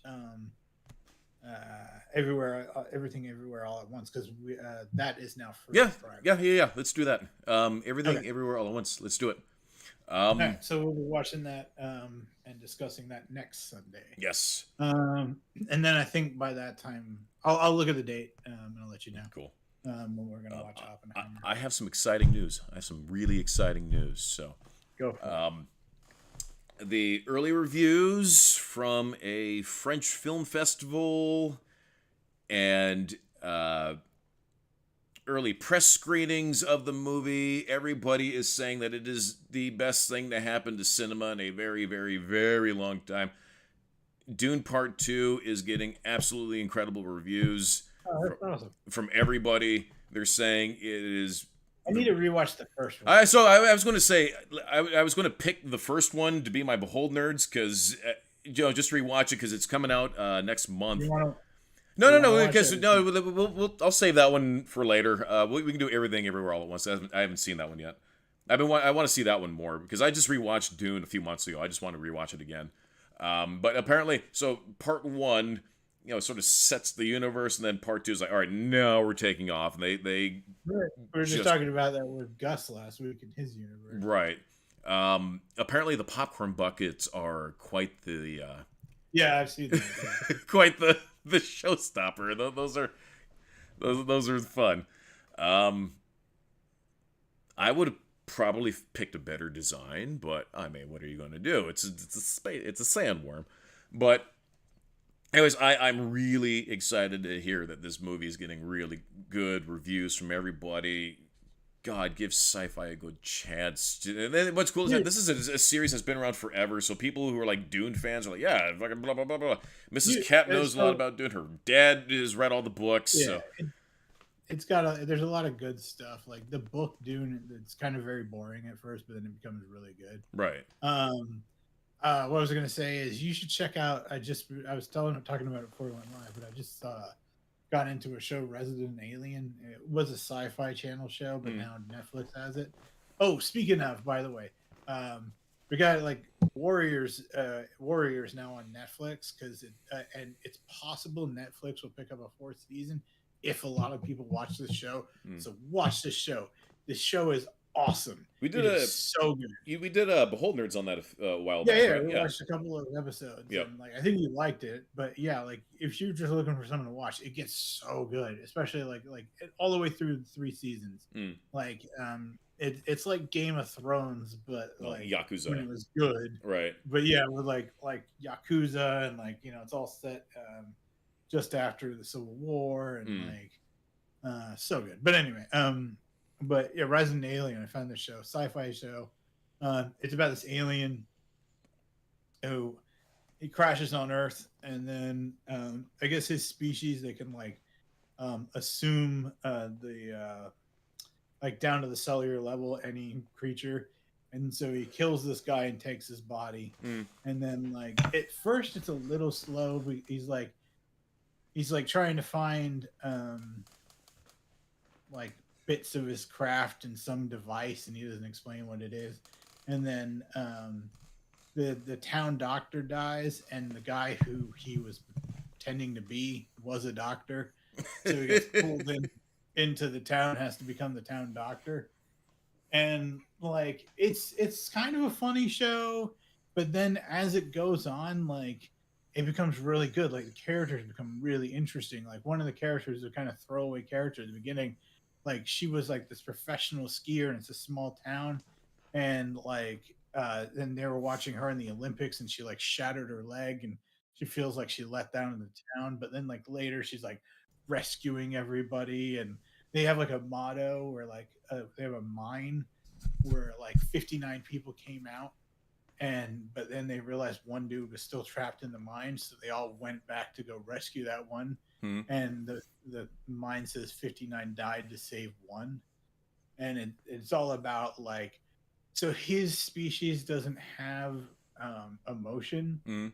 And so, but because he's becoming, because he took on the cellular structure of human, he's starting to experience those things. Interesting. And so, like, he's starting to like understand like humans have this yearning to be with one another. But then you find out his whole species, like he showed up literally just to eradicate humanity, because he was like, yeah, you guys are fucking up, and like, and so like that's like his plan. And but then there's funny stuff like he really hates the Greys, like apparently, like and because like they're like, oh, blah blah anal probes. He's like, no, that's the Greys. And like it's like, yeah, they're fucking like bastards and everything like that. And like there's one part where they go to like this like sci-fi convention, and like this one guy's pointing out all like the different, like, you know, the little green men, and he's like, yeah, but they're cute and they know it. And like, you know, and he's like commenting, and like he's like the avians, and he was like they're actually really good dudes, you know. It's really That's funny. yeah, it's played by the same actor who played Wash. Yeah, Alan Tudyk. And yeah, and like he like to learn how to talk, he watched Law and Order and stuff, so he's really into Law and Order. And, like, so I know you said you're not you were never a big X-Files fan, but they no. I mean, I enjoyed it when I saw it. I just didn't watch a lot of it. Yeah. My favorite one by far was the Cops crossover. Oh yeah. That's easily in my top 5. I love that episode. So they came out with a newer series a few years ago. I think it was only like it's either 2 small seasons or 1 season split in half. I'm not sure which one, but it was fine. It was X-Files. It just stopped, leave it alone. It's done. But we got this great episode where it's a play on the average human turns into a monster, and it's, well, this monster turns into a human. And so, well, crap, well, now what? Well, I'm a human, and I need to get a job now. Okay, well, I'll go get a job. He gets a job at like a cell phone store or something. Rick and Morty episode where like Bigfoot's like just a guy now. Yeah. Like, get away! He's like, I'm just a guy now. So it was such a great episode, and it's just the monster learning how to be human, and it's like, well, this sucks. Being human sucks. And then he finally turns back into a monster, and he runs back into the forest, and he does like one of those like jumping, kicking the heels as he runs away. It's fun. It's fun. That sounds cool. Yeah, no, so this is like I said, at first it's kind of very comedy focused, but then like the characters they become more serious, and they take on like bigger depth. Although I guess it is fairly serious in the beginning. Like you find out one of the main characters, like her ex-husband's like a total dickhead, and he punches her and stuff like that. No. So, you know, there's some one of the funnier aspects is like, I guess one in every like so many billion people have like a genetic thing where they can see, like, even though they're changed on a genetic level, they can see what they actually are supposed to be. Like they can peer into another dimension. Like to the kid's eyes, like his technology glows green, and he can't see the person that he's supposed to be, and it really annoys him because he's in this tiny town in like, I can't remember where, like, Colorado or somewhere, and like and that's one, and it happens to be this kid, and like the kid sees him, he's like, well, he's supposed to be the doctor, and like so the family bring him, and he's like terrified, and then like he's like I'm gonna cut your head off, and like he sneaks into the kid's room. He gets drunk for the first time, and he's like I don't know what I need to what should I do about that kid? And he was like, I should sneak in his room and kill him while he's asleep. There's one thing about whiskey that it sure makes me choose rational decisions, and like That's funny. and he's super hungover the next day. He's like, oh, it must affect my species differently than humans, otherwise they would never do this. And like, it's a good show. I highly recommend it. I'm having a blast. I'm bummed. I'm hoping there's a third season in the future. Anyway, let's see. Do we got anything left? No, just rants and general talk. What do you think the Wheel of Pain's purpose was in Conan? Oh, well, it's like the Wheel of Fortune, see, but with pain. Someone posted that there. I forget where it started. I'd have to look it up, but they were like, oh yeah, Conan gained XP by grinding a mill, and I was like, what mill? Where's the wheat? There's no wheat out there. like that is completely purple. It's like the Badlands. There's no purpose. Right. And then someone was like, mining, and then another person's like, it's called the Wheel of Pain for a reason, bro. And and then other people were like, oh, I'm pretty sure it's supposed to be grain. I'm like, it's not grain. There's nothing growing out there. They're in a desert.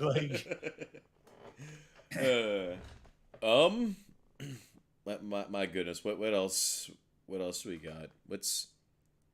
Oh, you didn't see any of the sports ball action? My goodness, I saw the very end because I went downstairs and I was like, hoping I could play video games soon. And because I like playing them downstairs because we got a bigger TV down there and the chair is more comfortable. But anyway, and then they were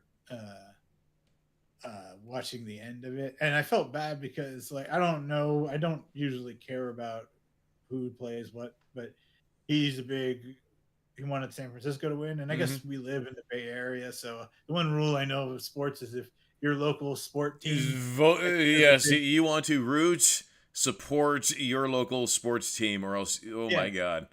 Yeah, so I was like, I guess I'm supposed to want them to win, and then they didn't win, and they almost won.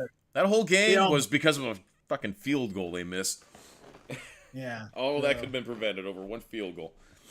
Yeah, it was pretty intense though. Went into overtime, and then they were explaining overtime rules and stuff. Yeah. And I was like, and they were like, "This is a new game, gentlemen." Blah blah blah, and he was explaining a little bit to me, and I was able to follow it. I guess because I had nothing else to do, I was kind of staring at. So they changed the rules because normally you go into overtime, and then the odds of you making a touchdown are much greater than just scoring a field goal. So usually what the strategy is in overtime, first person to score wins.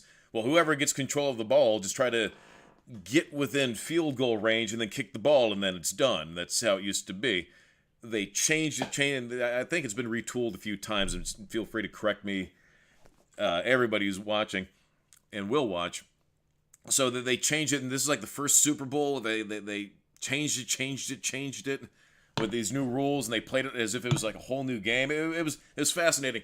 I just think they used it as an excuse to show Taylor Swift, because we had Dan and Ellie came over, and we're watching this, and it's like, all right, how long? And we had to take a drink every time they showed Taylor Swift. So how long until they showed Taylor Swift?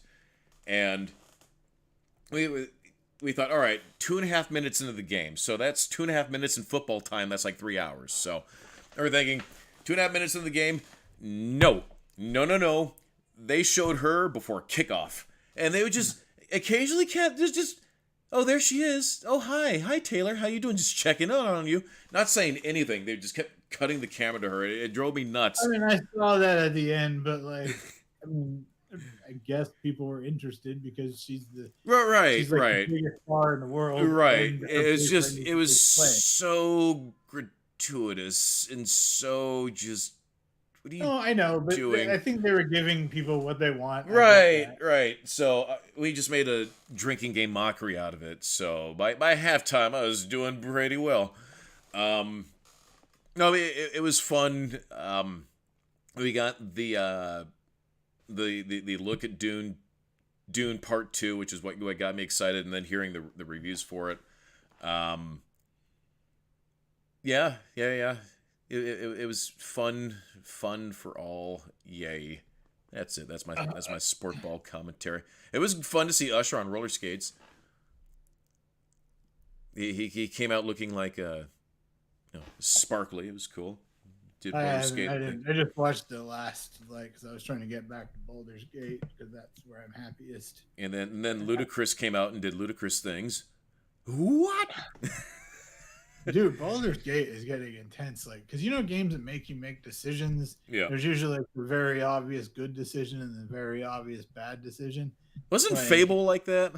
yeah, and you can, yeah, Yeah. and then you can become good. You can. There is a good or evil aspect to this game, but Mm. not even all of it is good or evil. It's just like, what do you do in this situation? Right. Like The so, Telltale games were good at doing that with The Walking Dead. The Telltale games. yeah. Well, like so, this one, like the plot involves the I forget what they're called, the something three, the dead three, Mm. Baal, the god of like brutery, Miracle, the god of death, and I forget the last one. And like they have like their people on Earth that they've grabbed control of an elder brain, and it's got this netherese crown. If you know anything about D&D lore, this is like hardcore D&D lore stuff. Mm. And they're using it to spread these like the parasites that turn you into mind flares Mm. across like the world. Nice. And they're about to attack Baldur's Gate with a massive army, and like you're able to like fight it off because you've got this mind flare ally that's like inside this prism that you control around and it's protecting you. And it's like, we got to stop this. And you're You have like, a but you Mind could. Flayer ally? Yeah. It's Weird. But he wasn't always a mind flare, and like it's crazy. There's like so much going on, and like They are scary to fight in the game, by the way. Mind flayers? yeah, well, Oh, elder brains specifically, they're basically, but it's an elder brain with a netherese. I don't know if you know your lore, but I know Elder Brain. I'm not sure of the crown. So the netherese, Oh, they're they netherese. were they were this ancient, super powerful race, and they damaged the weave of magic itself by trying to reach too high, Mm. and they actually killed Miss what's her name? It was like Mistral. No, her name is Mistral now. It's like Mistra or something back then. And some magic died in the world without the god of magic, and then like finally the weave repaired itself. So it's a relic from that time, and it actually scares Mistra. And she like one of your characters is like her boyfriend, like ex-boyfriend and stuff like that. It's crazy. Like Neat. there's so much going on. But anyway, one of your characters, Shadowheart, she's kind of my girlfriend in the game, and because like you can date. By the way, every character wants to bang you. Like Nice. you get your choice, like male or female. It does not matter. Even your mind flare ally. You're like, there's a bit where he enters your dreams a lot, and like we're like laying on a beach together. He's got his shirt off, and I'm like, dude, I appreciate the offer, but I'm not interested. I had to turn down everybody. There's a devil chick, and she's like, hey, by the way, I'm gonna come to your bed tonight. And I'm like, dude, I got a girlfriend, seriously. And she's like, she doesn't have to know. And then this other guy, he's a druid, and he's like, I'm like, dude, I got a girlfriend. And he's like, well, why don't she join us? And I'm like, no, stop, please. But anyway, everybody wants you, but well, not everybody, because if you go evil, then you get new allies and stuff. But anyway, so Shadowheart, my cleric, long story with her, like, but I've been playing it, and you find out. So she's a cleric of Shar, the god of evil, darkness, and secrets, and she's Saloon, who's the goddess of the moon and everything. They're like sisters that are against each other. So she's a Shar worshiper. But then you find out Shar like kidnapped her, like her cultist kidnapped her as a child, and then made her forget and tricked her into becoming one of hers. But she should have been this like cleric of Saloon, and so from that, but then you find out her parents are being held by Shar in one of these cult things, and so you go to rescue her parents, but then the god Shar shows up. She's like, yeah, you're protected by Saloon now, but I'm gonna hurt you one last time. Either you, because she's got a curse on her that gives her like crazy pain, and she's like, either you can keep serving me, or continue being cursed by me forever, or you can kill your parents. And then her parents, like, so she has to kill her own parents or live forever with this curse. But her parents are like, no, you need to kill us, give us peace, and you can become this shining beacon of Saloon. And then the game makes you decide, or you can let her decide, or like, what do you do? Like, it's so like crazy, like the decisions the game makes you choose, like they're not necessarily good or evil. They're just like, what do you choose? Right. Yeah, and it's like, and the lore, it's so good. It's probably the best RPG I've ever played. Nice. I mean, I am heavily into D&D and heavily into D&D lore, so I particularly like it for that. And interestingly enough, it takes place after the fall of Elturel, which I actually DM'd that campaign, so mine was a bit different, but like, yeah, it was good. Nice. Yeah, like one of the characters, like a warrior of Zariel, who's the god that runs Avernus, the first level of hell. Like all the characters are super interesting. Oh yeah, but the cool thing is you can kill them. You can, like, all of the members of the are serving under the dead three gods. They're all trying to fuck each other over. Nice. And like, and though they all offer you to join them, so you could join one of them, or you could like, or as like they point out, like you could just take all the gems for yourself and then control the Elder Brain with the Crown of Netherese and control the Earth if you kill everybody, or you could destroy it all and get rid of the brain. Like, it's like, what decisions do you want to make? And there's certain endings that if you do, it just ends the game. Like, damn. So yeah, it's like, it's crazy. It's there's a lot like an actual D&D game. That's super cool. Yeah. It's a multiplayer, right? It is. I mean, I don't know. I guess the multiplayer would work. I'd want to play with the right people that are interested in exploring the game. And I'm not sure. I think the multiplayer would be maybe a little bit weird because you wouldn't have you wouldn't have these character quests. Yeah. So all of that would be missing from the game. But you could play the main story. Yeah, I don't know. I mean, I'm sure it'll work. It's just, it's a very story-driven game, and not all people are into that. Like, I play with some people and they just click through the story, click, and there's a lot of exploration as well. And you're kind of slow. You're just like there's one part where it's like you're investigating murders, and you break into houses, look around, try and find a note. You know what I mean? And that's what I mean. I don't know if everybody would be down for that type of game. If you're the right person, I would totally play with you. Right. But, well, it's cool though when you finally do find the guy. He's like this fucking red dwarf, and he's like killing everybody, and like then you can like kill him and stuff, or like maybe you want to join him, and then like he's trying to like, because like one of them is the gods is Baal, who's like the god of brutality, and so he's trying to kill people to serve Baal, and then you can like take credit for all his kills and infiltrate Baal. So my main character is a warlock, and it's my favorite class in 5e. So I have the super high charisma, so I can just talk to my way through most shit. Hey. And like it's super fun to do. Just like like deception, and like, it rolls with a little dice, and it's like 32, and it's like like just plop everything in charisma, and the world just bends around you. It's fun. Well, yeah, but that's the thing with warlocks is like you can do a Pact of the Blade warlock, where you can your god or whatever. I'm doing a fiend, so I have a devil. She grants me the ability to summon a blade or to turn any weapon I'm holding into my pact weapon. Nice. I immediately get efficiency with it, proficiency with it, and I can use my charisma modifier instead of my strength modifier to attack with it. So yeah, plop everything into charisma, and then all my spells are charisma based. So yeah, I'm a fucking my main strategy is like devil sight. Mm. I can see in the dark. Mm. Even magical darkness, very few things can. Nice. So I had the wizard cast darkness wherever I'm standing, Mm. and now I get advantage against all attacks, and every attack has disadvantage against me. Nice. And then the other thing, I have my cleric. I have her fucking turn me into with the protect spell, so it adds 2 to my armor class. Mm. And then I also put haste on myself. Nice. And it all stacks, and I just like this death machine.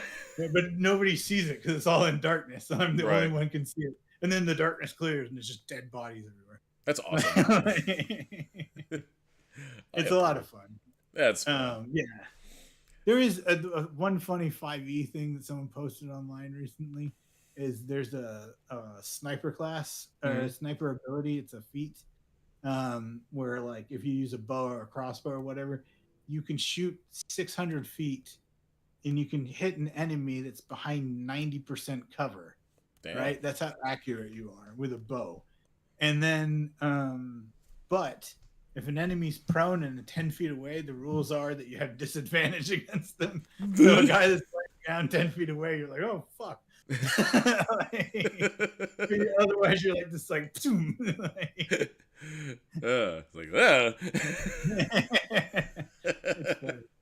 That's you also have disadvantage if you're next to people, but yeah. I guess because they can just push you. Yeah. I'm trying to see if there's anything. Oh, did you hear Steve Yeun is no longer Sentry? He had to drop out. Oh no, I didn't. Yeah, I'm not sure who they're recasting. Now, see, when I think Sentry, the first thing my mind goes, yeah, Steve Yeun for sure. So I don't know who they can possibly fill the place of Steve Yeun as the perfect Sentry in my head. I don't even know how to respond to that. I don't like Sentry as a character. I just don't. So I don't really care. If I wanted to do a Superman clone, I would go Hyperion. But yeah. Which one is the one who's afraid to go outside? I always get the two of those confused. Is that Hyperion? He's like agoraphobic or something. He's from a different planet, and he gets his power from the sun. He has all of Superman's powers. Yeah. And on his and they had like it's basically a parody of not a parody, but it's like an alternate Justice League. They've got a Flash, and yeah, it's exactly the same as Wonder Woman. So what's his version of Kryptonite then? I wonder. I can't remember. It's a weird character. I did like it in Hickman was writing him and Thor, and they were like homies, and this is when they had the Beyonders and stuff, and they realized they were gonna die in this fight, and then he was like, I'll see you in Valhalla, brother, and he's like, I'll race you there, right? And then they just go charging into like all of these fucking beholders, and then it was like there was like sunburst and lightning, and then and a crackling of thunder, and then silent. Yes. Yeah, and I was just like, oh, fucking beautiful. Hickman is just like the best, right? But yeah, I don't know. Like, I mean, I don't really have an opinion on Sentry. People like him because of that. I think that fight in World War Hulk. He's like, I'm one of the few people who can hit you like this. Yes. Yeah. But I mean, really, it was Stark that brought him down because he hit him with like with the satellite thing. Yeah. Yeah. Although I guess you could argue that like Sentry sort of like took him there, sort of softened him a little bit for the. Yeah. I don't know. Hulk annoys me as a character too. I feel like Thor gets nerfed and Hulk gets buffed, and it always annoys me. But yeah. I don't know. Superman right now is so broken. Like, he's more powerful than Mr. Mxyzptlk now. See, that's not fun. Well, yeah, he's like he was like, yeah, like I can go beyond the 6th dimension and stuff. Like I'm just like, okay. Basically, they've taken all versions of the character, and like even the Silver Age when he like could sneeze and the galaxy would get blown away. Yeah, and they're all like, yeah, that's all the same Superman. And like so they've done that, and so now he's just like crazy powerful. But I mean, power creep. That's why like I hate comics in some ways. It's just it starts getting so ridiculous. Mm. I mean, I enjoyed there was a oh god Goran Lagann. I can't remember the name of it, but it's a Japanese anime based on giant fighting robots. Mm. And I actually had a really good time with this one. It's kind of goofy, but it wasn't so goofy I couldn't enjoy it. Mm. Um, but it starts and it's just this like head. It's not very big, and like and then like they I guess they have giant robots that punch each other and shit. Mm. And then it drills into the top of one of those, and then it like transforms into a bigger one. And Oh this yeah, goes yeah, on. yeah. I think I know what you're talking about. Yeah, yeah. Yeah, this goes on. The drills are very much a thing in this show. It's Mm. like this goes on, and then like it gets bigger and bigger and bigger and bigger, and he starts like like he ends up merging with like a city-sized walking thing at one point, and then it gets even bigger. He merges with like a fucking thing that's up in space. It's like a giant space station. Right. This gets so ridiculous that at the end of the series, it's light years huge, and they can only get around the ship by teleporting because it's too big. Right. I have stuff like And that in Quantum. but no, ridiculous. Like they're grabbing entire galaxies and hurling them at the enemy and stuff like that. Jesus. Yeah, they're that big. Like, hang on, like I will pull this up. Oh, you know what? I've seen those at like Metaball Studios. Okay. Yeah, yeah. I know what you're talking about. You've ever seen them? They're one of those videos where they show the sizes of different things, and they keep getting bigger and bigger and bigger, and they keep scaling. So, there's one that they were doing giant fighting robots, and then it kept getting bigger, and then it kept shrinking the galaxy, and then the universe, and then it showed this giant effing thing. This robot. What'd you find? I gotta find it. Oh yeah, Tanga Tapa Gurren Lagann. Measuring this robot requires a journey through the galaxy 10 million light years tall. Jesus. Oh, and then here's the final version of it. Hmm. Tanga Tapan Gurren Lagann is 150 million light years tall. Yeah. Look up Metal Ball Studios, and you can see the size comparison. I never knew how to I never knew how to pronounce it until you said it's like, okay, it's definitely that. Yeah. I love those things, but yeah, it's so ridiculous though. But I'm fine when something goes ridiculous on purpose. But it's just sometimes in comics, it's just they've been around so long, they have to keep. Power Creep gets annoying. You know what I mean? Right. Like, it's weird that my favorite characters are Thor and Power Girl because they're two powerhouses. Generally, I like the weaker characters. Like, I like Daredevil because he's just a guy. You know, yeah, he's got his like radar and all that, but like, and you know, sensitive touches, but he's not like overly powered. And Nightwing, I like those kind of characters. Right. Just street level. Yeah, street level, but also I like the acrobatic kind of characters. Like Spider-Man's very powerful when you really think about it, but I like him too because, like, you know, like in oh god, you read Avengers versus X-Men? Yeah, like him going up against the Phoenix Unstoppable Force. Colossus. Yeah. Well, I mean Unstoppable Colossus. Oh yeah. Yeah, Unstoppable Colossus is such a cool thing. They had to get rid of it though because he was just too powerful. Right. But yeah, I did love that. That was fun. Gem of Sidorak. I mean, yeah, Colossus. I mean, not Colossus. Cyclops.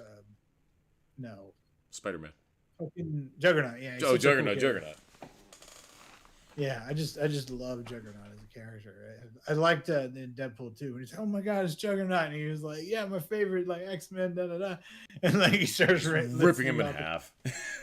Yeah, they just ripped him in half. I've been feeling like rewatching Deadpool. Anyways, we're at that mark. We should probably wrap it. Anything exciting going on today for you? Probably just video. I guess I do have to announce. My dad sent me some Philly cheesesteaks from Pat's, and people have been like, "How are they?" They were really good. I mean, obviously, so they were supposed to. I thought they arrived frozen. They don't, and so it's like I've had to eat 4 Philly cheesesteaks very fast. So I'm a little Philly cheesesteaked out. But Pat's, obviously, I don't know if you know Pat's in Philadelphia. It's like the famous cheesesteak place. Mm. It's the place everybody goes to. Is it Cheese Whiz? Are you a Cheese Whiz guy? No, American, white American. Okay. But yeah, so it's like the authentic shit. It's really good. There's like an onioniness, even though I didn't have onions to the meat. It's obviously not as good as going there because you have to like oven cook them and stuff like that. So, right. But it's still good. The bread gets crispy. It's nice. It's a good sandwich. Eating 4 of them that quickly is like, oh god. You are in gastrointestinal distress. Good for you. Well, we should probably wrap it then. For those of you who watched with us today, joined us, hung out, thanks for watching. For those who will eventually tune in, how you doing? Thanks for watching. Don't forget to vote on all platforms who you think wins the epic battle between Pikachu and Bender Bending Rodriguez. Tune in next week. Behold, nerds, we are going to be discussing Everything Everywhere All at Once. I'm excited for that. We'll watch that one. I'll actually watch that tonight. Yeah, what else? What else we got? It's like the best kung fu film ever. It's so good. We do. I don't know. Yeah. We'll probably find some stuff between now and then. Yeah. And then also, yeah, I imagine we'll be watching X-Men when that finally comes out. March 20th. Yeah. We do like to end the Don't show. Do that. I know it's contagious. Oh, professionalism here. Anyways, take us away, Frosty, with a nerdy quote. Oh yeah, I forgot about that. Yeah. Get on that. What did I choose? Oh, murderer! He was only protecting hearth and home, so let your punishment fit the crime. And since your partner made no attempt to prevent that heinous act, let him share the retribution. Good night.